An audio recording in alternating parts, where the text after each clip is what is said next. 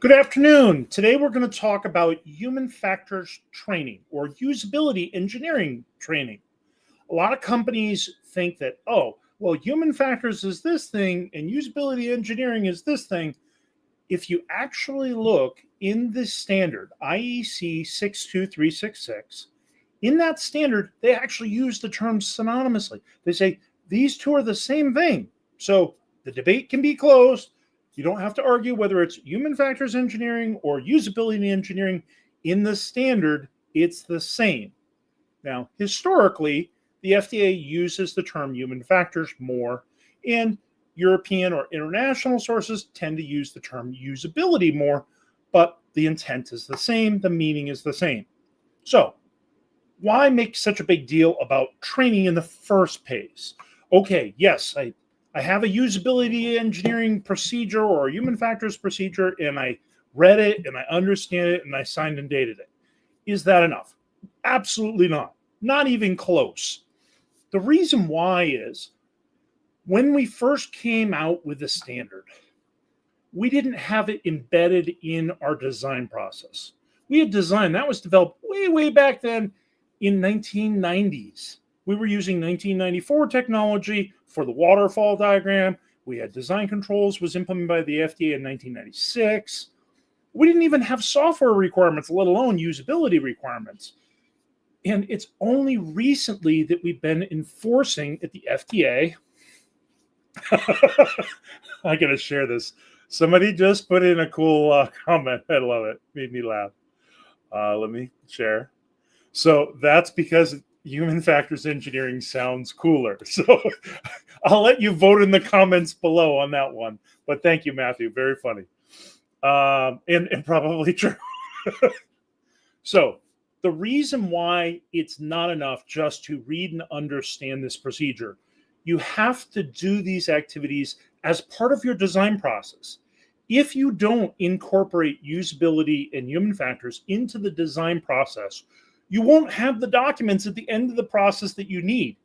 And unlike, so let's take, for example, I didn't put in my design inputs, I didn't even sign my design inputs. I didn't say that we had to do biocompatibility, but I was smart enough to pick materials that were biocompatible. That's how most companies tend to operate. But that doesn't really work for human factors. For human factors, you have to identify what the use errors are and show that you've done some sort of activities that you planned and documented to show that the risk controls that you considered work to reduce that use-related risk or use error. If you don't have that, you can't complete the usability engineering file. So companies are facing like, but I don't know how to do it. We didn't have that in there. So you have to go back to when you were first thinking of this design, you said, well, if we do it that way, it'll cause a use error, or it could cause a use error. So we'll eliminate that by design. And you take credit for that. You show before implementing risk controls, we have this use error. We eliminate it by design, and now it's no longer a potential use error because we eliminated it completely. But you take credit for that in your use-related risk analysis. So if you don't have a list of known use errors for your competitor product or previous versions of the product, and you haven't identified those use errors, and you haven't done any kind of formative testing to show how these risk controls work, you can't show that you eliminated that by design. You don't even have it documented anywhere as a risk. So when you go to do the submission, they're like, well, where's your known use errors? Oh, we don't have it. Where's your usability engineering file? Don't have it. Where's your formative testing? Don't have it. And then companies ask me, how can I get out of doing summative testing with 15 users? Well, we could go back in time. We'll get our time machine, and we'll go back and we'll identify that as a known use error, and we'll do the formative testing, and then we'll do the summative testing and show it work. But if you don't have a time machine, you're kind of out of luck.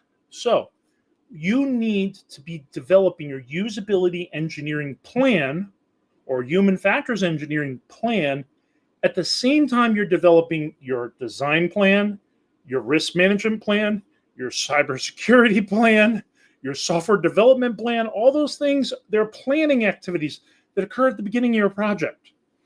And when you identify hazards, so you do hazard identification, and you list out those 27 questions or something. Maybe it's 37, but a whole bunch of questions in 24971. You answer all those questions. They help you identify hazards, and you look through the mod database and TPLC database. You find a bunch of hazards. That's a search for known use errors. You got to document those. You also have other types of risks, not just use errors, but you also have software errors, bugs. There's a whole list of them, 6 pages in a table listing typical hazards associated with software. That's in a standard. You have all those questions I talked about in the 24971 guidance document about risks. You have to do those as your identification of risks and hazards and hazardous situations. At the second phase, these are the inputs from risk management activities, the risk management process. That's where that stuff comes in. It's the hazard identification process. And then you have to evaluate the various risk controls you're considering. That's called risk control option analysis. And you do formative testing to show these risk controls eliminate or reduce use errors. You got to have data to show that you actually did that. You got to have a plan, you got to identify the risks, and then you got to do the testing to show that which one works best. And then you implement that as a final risk control in your design freeze, and then you do your summative testing. That's what goes in your usability engineering file. It's not just paperwork you do at the end. If you didn't do those activities and go through those steps, you're out of luck. So anybody, and I mean anyone that's involved in design, should have basic training on usability and human factors engineering so they know that these activities need to be done and they can participate in them. Now, you're not going to get all that information and really absorb it by reading it once in a procedure, particularly if you have a high-level procedure without a lot of detail. And the standard is fairly long. You could read that. How well you'll absorb it, I don't know. But you really need somebody to train you. You need somebody that gives you templates, gives you procedures, gives you work instructions, gives you examples, and walks you through it. And you should do it by phase. Here's what I need to know for phase 1 of the usability engineering plan. Here's what I need for phase 2. Here's what I need for phase 3. Same thing with risk, cybersecurity, software, and design. Look at it just by the phase. What do I need for this phase? First phase, I need planning. Second phase, I need requirements, hazard identification. Third phase, I'm doing development. I'm testing out different risk controls, seeing what options work best. Then I freeze them. Then I do my V&V testing, and then I submit. That's the process. You have to document it, but you can't do the software validation at the end, the usability at the end, the risk management file at the end. It doesn't work. They have to be from the beginning. Besides, your usability engineering file, your risk management file, and your software validation have to be done before you can start your electrical safety V&V testing. So you had to do it earlier anyway than other types of V&V like electrical safety. So if you have an electromedical device, you're not going to get out of this. Now, here's the solution to the problem. We need training. We don't have a procedure, or we have a procedure, but we don't have anybody to do the training. Our company put together a training series on human factors. And Matthew, who made the comment earlier about human factors engineering sounds cooler, he's also the person that did the training. So as you can imagine, there's quite a bit of funny stuff in there too. He has this awesome video on NyQuil chicken. So check out his YouTube channel on human factors engineering. It's absolutely awesome. But he did a whole bunch of videos. I did some videos. We put the whole thing together as a training package. So the page that I'm showing here on the right, this is our human factors process cornerstone page where we have all the resources to human factors in our company. So we talk about the 10 steps of the human factors process. We have a slide deck you can download about it. And then we have this training series. So you can buy all the trainings individually as you go, or you can just buy the whole series. When you buy our packages, they can be used to train your whole company. So if that's what you want to do, you want to train your whole company, your whole design team on this, you can go right to this. And it's this first one at the top. You want to click on that. Here's the training series. I already have it pulled up. And we're discounting it to $750 for March. So if you buy it this month, you save yourself $200. For people that have not already bought our usability engineering procedure, that's included. For people that already bought our usability procedure, we should have already sent out a notification to you of a discount. So you should already have the email. So look in your email inbox for maybe human factors. And that's how you will find it. At the end of the month, April 1st, and this isn't an April 1st joke, April 1st, it goes up to $950. What you're getting in here is a ton of videos, a ton of templates, a ton of content for you. And you can train your whole team and take them through step 1, step 2, step 3. And I've even numbered the templates. Like this is template 1. You use this first, the use specification. Template 2, the search for known use errors. Fill that in second. Third, you do a task analysis. You identify all the use cases that have critical tasks that you're going to validate in your summative testing. Next, you're going to create a use-related risk analysis. If you've missed it, there's a URRA, a new 4-letter acronym the FDA came up with for that risk analysis. Your old risk analysis that you have for software, that's not going to cut it. And then the next thing on the list is you're going to come up with a protocol for your summative testing and then your final report after you conduct the testing.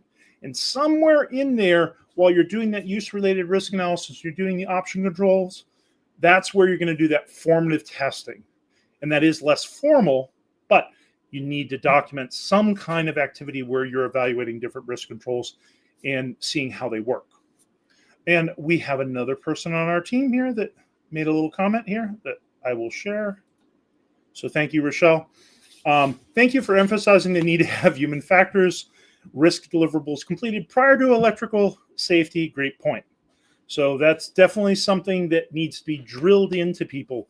These are not activities that you're doing just at the end for documentation purposes. It won't work.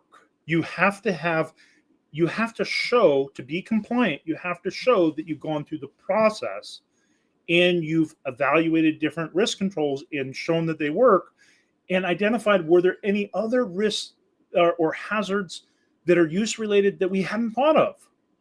Sometimes there are. Sometimes, it was really easy for the guy that designed it, but the guy or woman that's actually using the device, not so easy, and because they didn't design it. It's not intuitive to them because they're not the designer. So that's a pretty common thing. When you do formative testing, you identify new use errors that you hadn't thought of, and you're like, we should have expected that, but we didn't.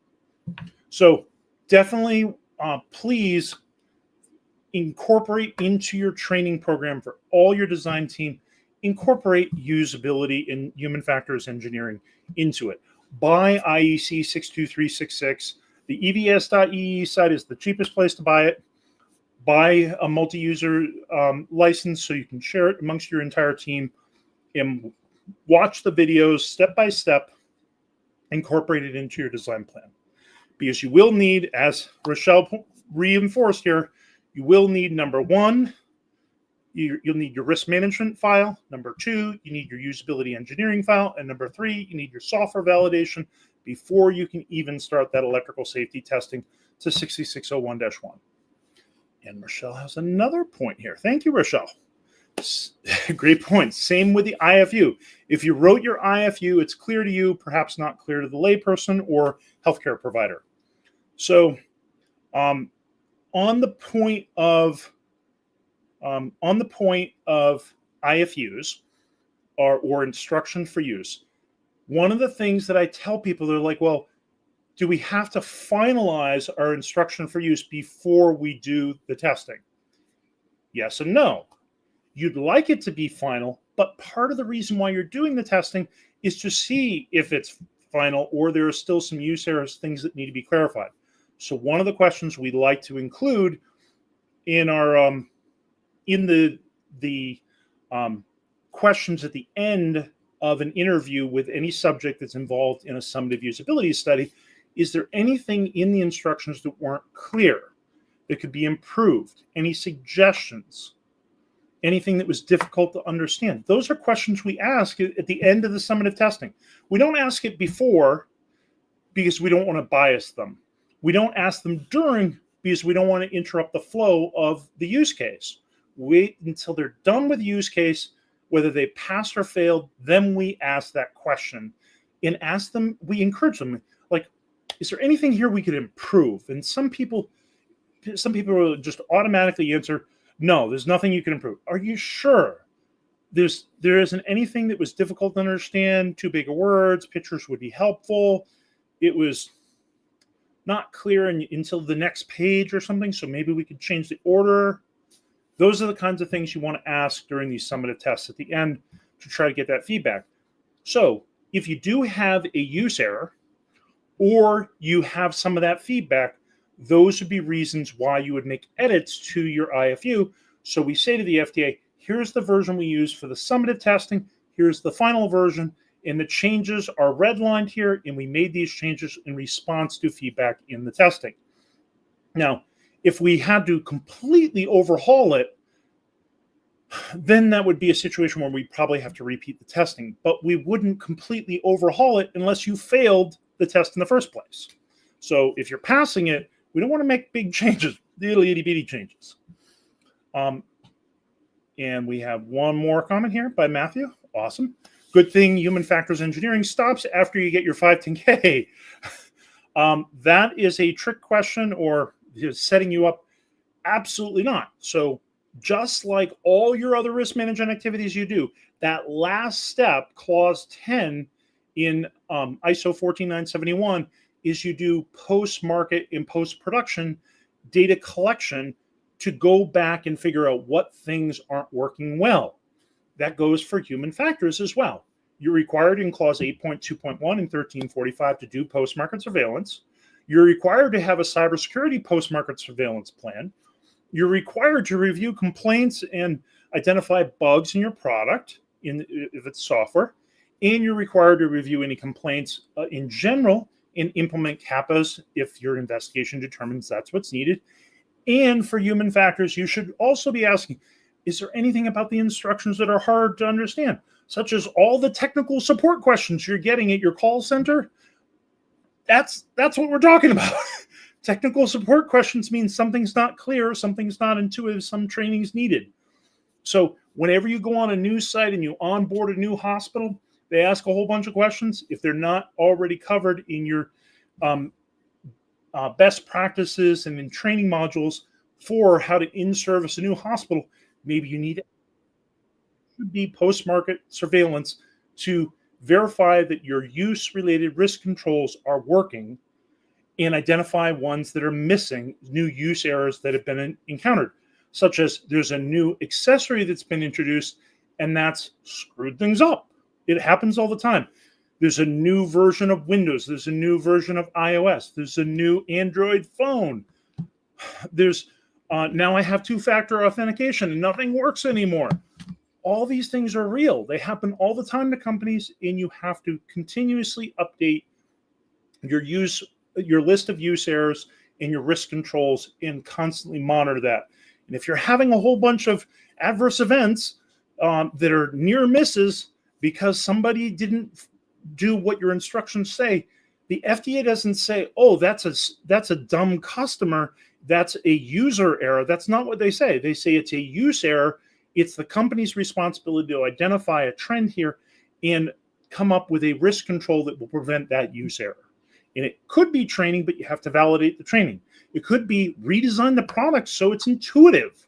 So it's not, they don't make that use error. They can't make that use error. That's what you should be doing. So good prompt. Thank you, Matthew. And that's the kind of useful tidbits we have in here. One of my favorite videos is the last one we did on how to write a report. And it's like, you have an 8-section report. The FDA tells you got to have all these 8 sections.